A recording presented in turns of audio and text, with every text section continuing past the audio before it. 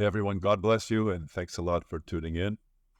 I have prepared a reflection today for you entitled Homeschooling, Gift of the Pandemic. I'm very pleased to see quite a number of Americans and leaders in our culture who are reflecting upon the pandemic and trying to make some conclusions from it, discern the good and the bad after going through such a crisis, such a multi-year global crisis.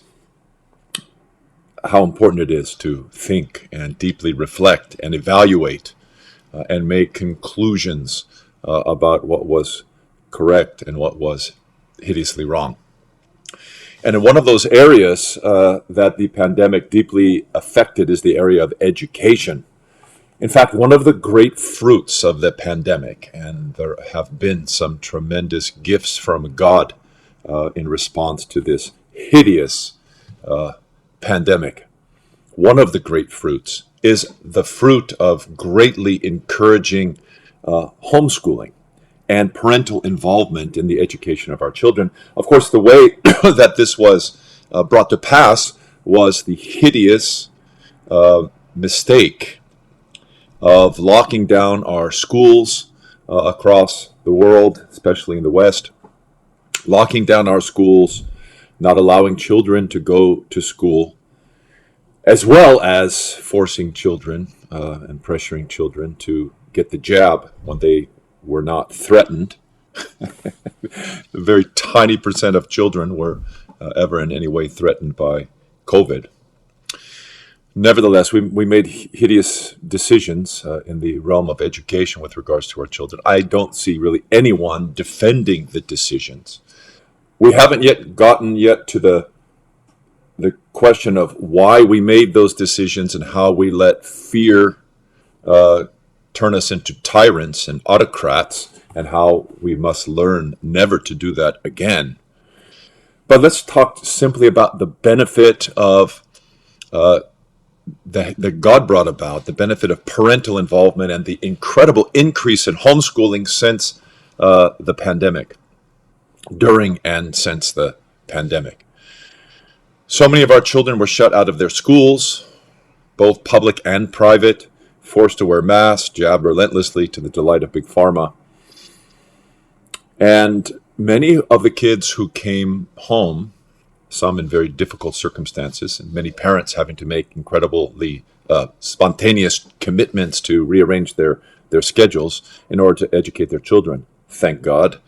Many of those kids never went back to their public and private schools. There was a huge spike prior to the COVID-19 pandemic and catastrophe.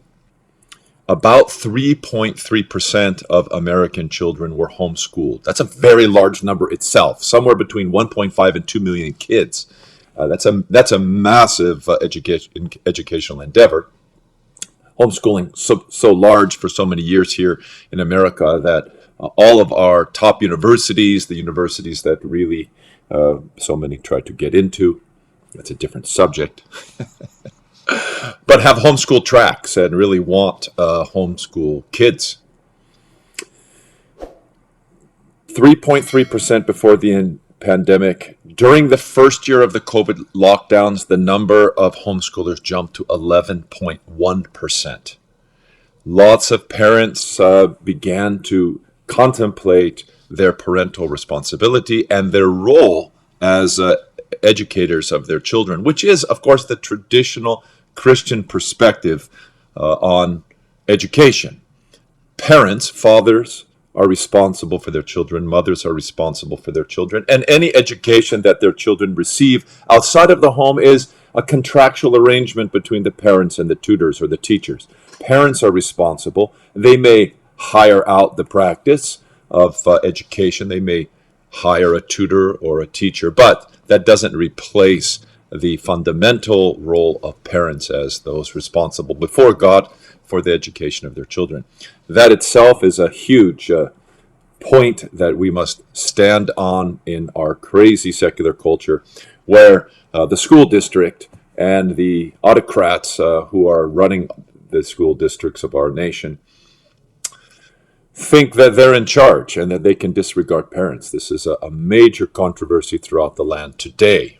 Certainly it is here in Southern California, a huge controversy right now between the State Department of Education and our governor and parental involvement and oversight of curricula.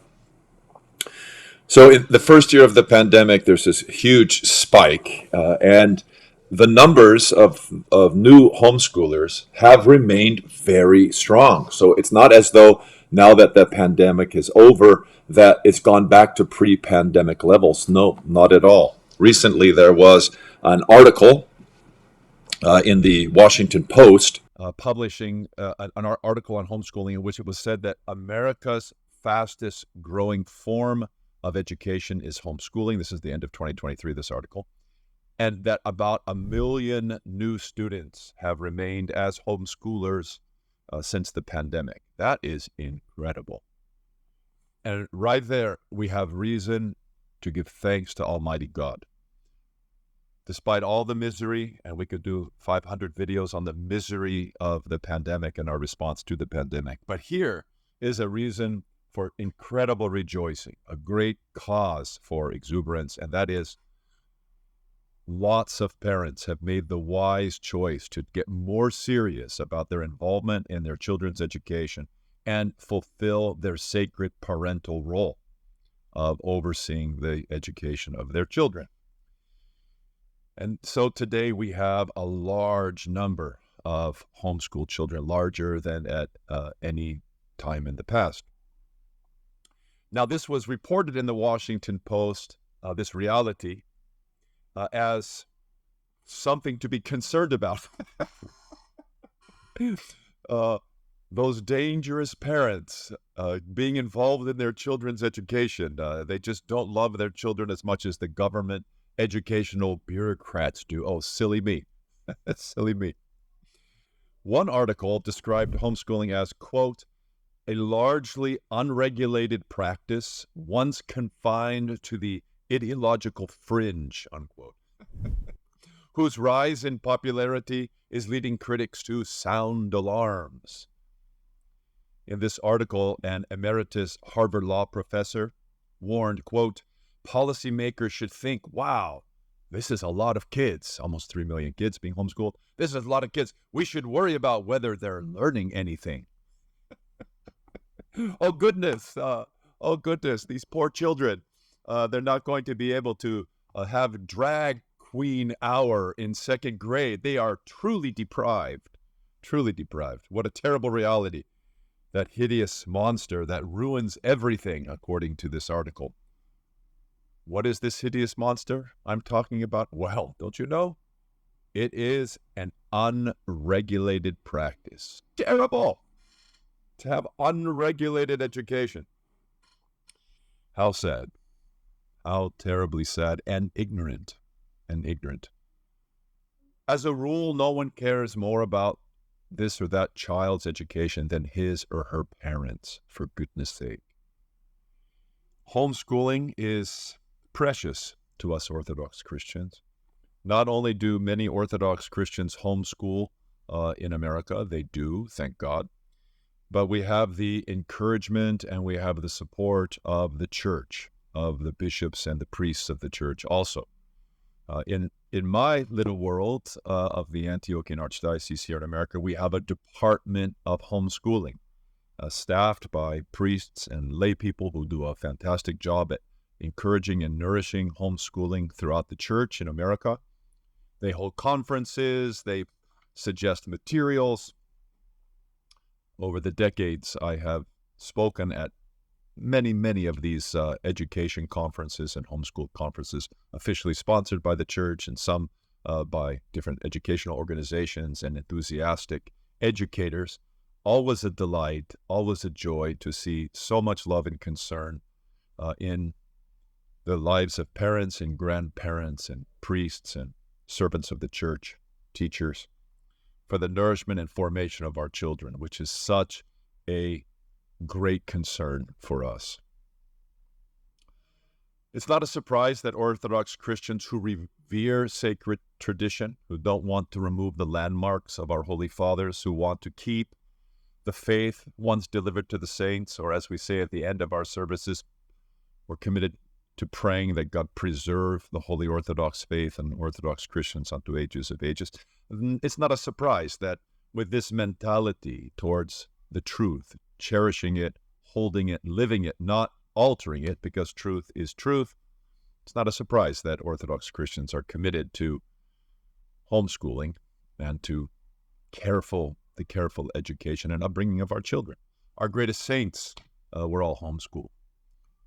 Saints like the three holy hierarchs, Saints Basil the Great, Gregory the Theologian, and John Chrysostom, who had such pious mothers who dedicated themselves to the formation of their kids, both through their own instruction and through hiring carefully chosen tutors. To know what your children are going to learn is absolutely key. If we're not teaching it ourselves, which is a wonderful thing to do, and we're contracting out to any teacher, any tutor, we have to know what our children are going to be taught. It's pure lunacy to put our children into the hands of a teacher in any place and not know what they're going to say and make sure that it aligns with beauty and truth. St. Augustine of Hippo has a beautiful word on this, his treatise on the teacher. He says this: surely teachers do not profess to offer their own thoughts for their students to learn and memorize. Let's just stop there. Of course, that wipes away many teachers today, doesn't it? St. Augustine says you don't give your child into the hands of a tutor so that he can tell your child what he thinks. No, he is supposed to be a reservoir of the wisdom of the ages. Surely teachers do not profess to offer their own thoughts for their students to learn and memorize, rather than the actual subject matter that they are supposed to be propounding when they speak. For who would be so foolishly curious as to send his child to school in order to find out what the teacher thinks? Truly, it is a fool of a parent who sends his child to receive instruction from someone that they don't know and don't know what they're going to say. We don't send our children to be experiments for some person's pedagogical fantasies. Not at all. No, it's a holy thing. Teaching our children is an extremely holy work. There's a famous quote from St. Theophan the Recluse, the great 19th century saint from Russia. About this, it's shared by Christian educators with each other as a means of encouragement. He says, of all holy works, the education of children is the most holy. Forming the little ones who Jesus says possess the kingdom of God, caring for them, offering them love and truth and beauty. This is our way. This is our way. Nothing concerns us more. I am absolutely thrilled that so many Orthodox Christians are homeschooling now, are considering homeschooling, are getting more involved in their children's education, even if they're involved in private schools. I pray that Christian parents will lovingly embrace their role as the chief educator of their children. More parental involvement with our own children and in their education is a recipe for beautiful development and good long-term outcomes of faith and love in our children's life. The American way at the moment is in great need. And we Orthodox need to live our tradition. We are statistically the most educated Christians in America. Orthodox Christians have the largest number of terminal degrees. And it's natural for us to use our education carefully and to raise up well-formed, beautiful, educated children, especially by parental involvement through homeschooling and Orthodox Christian academies and a careful raising of our own children, their own formation. Our nation's public school system is a novelty. Public school education, mandatory public school education, in the vast panoply of history, of the history of education, is a complete novelty. That doesn't mean that it hasn't done some good things, but at the moment it has been weighed in the scales and has been found lacking, and it should be completely discarded by us at this moment. Our public schools have become agents of propaganda and brainwashing for our children, and they're not helping. They're teaching a different way of life. They have become an abysmal failure. I thank God for the gift of 1 million more homeschooled kids as a gift from the pandemic, as a result, by the grace of God, of this hideous COVID-19 pandemic and the tyrannical lockdowns. May God bless all of our young people and strengthen parents in this holy task. God be with you. Patristic Nectar Publications is pleased to announce a new conference entitled The Sacred Arts, Preaching the Gospel Without Words, with lectures given by Father Maximos Constas and Jonathan Pajot.